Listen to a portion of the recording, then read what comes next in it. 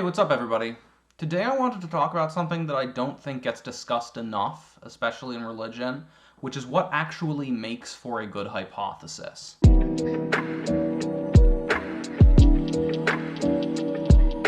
It's important to note that this is not a formal definition or anything that's accepted by any particular group or institution.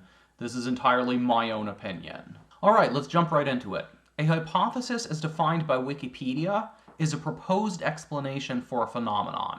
As defined by Merriam-Webster, a hypothesis is a tentative assumption made in order to draw out its logical or empirical consequences. Although these are both valid definitions for a scientific hypothesis, for my purposes today, I'm just going to be defining a hypothesis as an explanation for some data or observations. With that said, let's consider the factors here that might help us distinguish a good hypothesis from a bad one.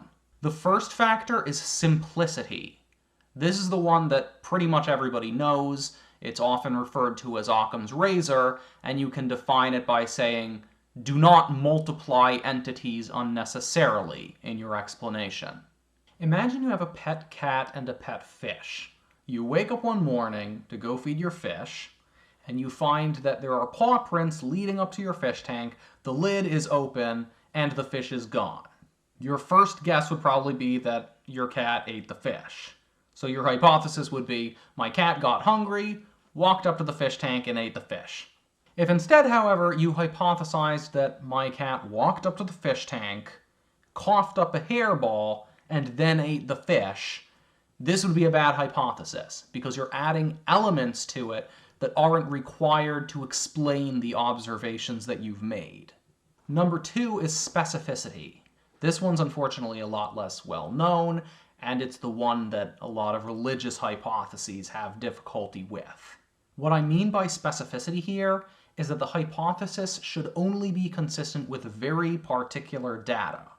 A fancier way of saying this is that the hypothesis should minimize the number of possible worlds in which it is true, and maximize the number of possible worlds in which it is false. Let's say I'm taking a walk through a forest and I come across a clearing that's filled with tree stumps and branches and leaves all scattered around everywhere. I decide to come up with an explanation for this, and so I say, a powerful force must have struck this part of the forest. This is clearly a bad hypothesis because it lacks specificity. What do I mean by powerful, and what is a force? And what exactly do I mean by it struck this part of the forest?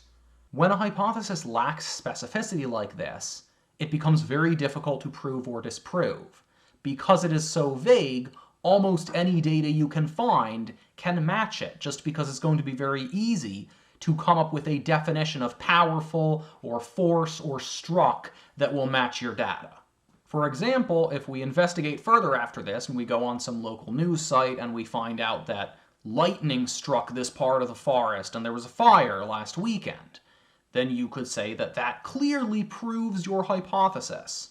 However, if instead we found out that a local logging company was working in that area last weekend, you could still say that this proves your hypothesis because you can still imagine a logging company to be some sort of powerful force.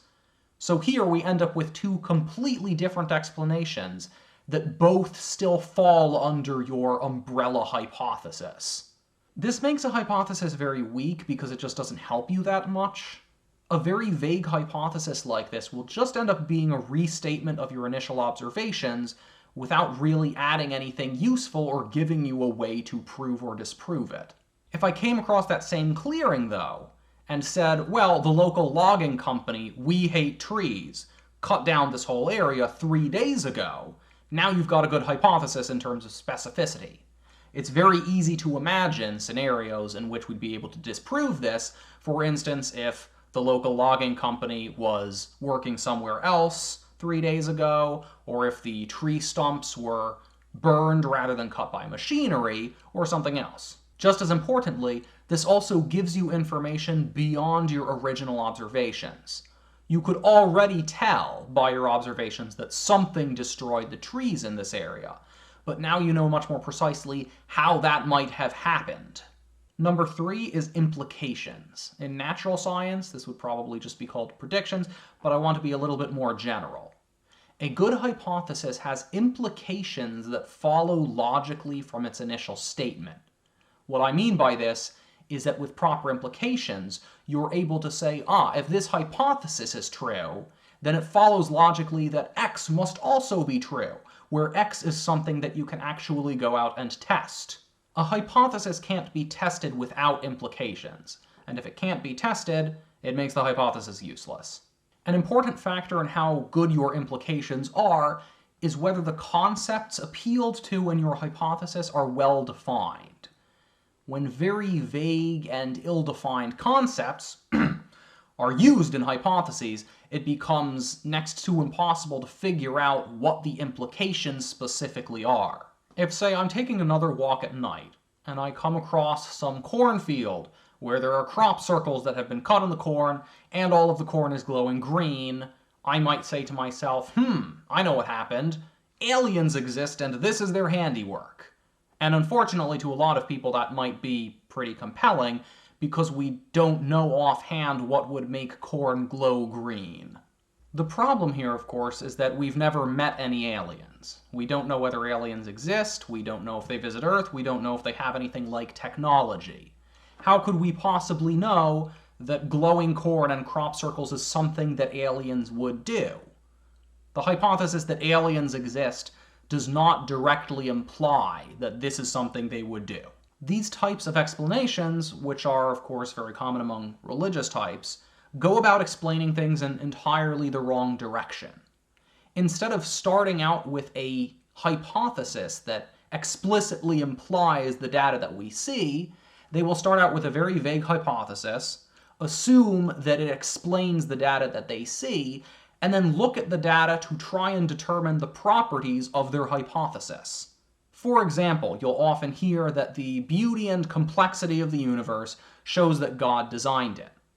This hypothesis, though, contains a concept, God, which is not well defined, and the creation of a universe with, for example, a fine structure constant of 0.007297, like our universe has, is not directly implied by the concept of God. Yet this specific fine structure constant is responsible in part for the universe that we see, and people then take this universe and try and use it as evidence for God. This is starting with a vague hypothesis, and then going to the data and defining your hypothesis in such a way to fit the data. And if you come up with new data or new understandings later on, you just redefine the hypothesis. You've got all the vagueness in your hypothesis that allows you to redefine or reinterpret it in such a way that it will always match data you receive. But, on the other hand, you've got none of the specificity in your hypothesis that would allow you to make predictions about what data you would find before you found it. Most hypotheses about aliens, government conspiracies, healing crystals, gods and ghosts and psychics fall short in one or more than one of these categories. And it's easy to tell that they do, because if they did not, then they would easily be able to be tested and confirmed or disconfirmed. The main reason that all of these ideas keep hanging around is precisely because they are so resistant to being tested. In summary, a good hypothesis requires at least simplicity, specificity, and implications. Due to shortcomings in simplicity, religious and supernatural ideas tack on a lot of extra baggage that makes them sound more appealing to us. This makes them less likely to be critically examined by their proponents, and more likely to be picked up by newcomers. For example, the idea that our personalities are shaped or predicted by the constellations gives us a sense of connection with the universe, a sense of self-importance, and a fun way to relate to other people in social or romantic settings. Due to shortcomings in specificity, these ideas are very resistant to being tested, because they can shapeshift pretty much as needed to avoid any logical or evidential challenges. This is why, for example, there are countless different explanations for why God allows suffering, even though many of the explanations aren't even in the Bible, and many of them are mutually contradictory. God allows earthquakes because of original sin. God sends earthquakes as punishment. God orchestrates earthquakes to bring about a greater good.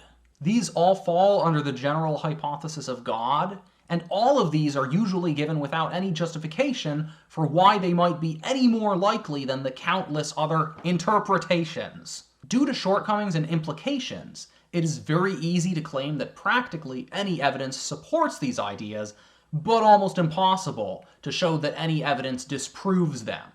For example, if my friend claims that she can commune with the dead, it's very hard to draw any specific implications about that because communing with the dead is just not very specific. Now, if she lights some candles and starts chanting, then anything from a cold breeze to a loud noise to just a weird feeling could very easily be interpreted as evidence that contact with the dead was being made. However, if she lights some candles and starts chanting and nothing happens, then, maybe the dead just don't feel like communing right now, or somebody in the room had bad energy. Or maybe that's just how communing works sometimes. Who knows? Impossible to tell. Anyway, that's about all I had for today, so thanks for watching. I hope you found this informative, and don't forget to smash the I'm just messing with you.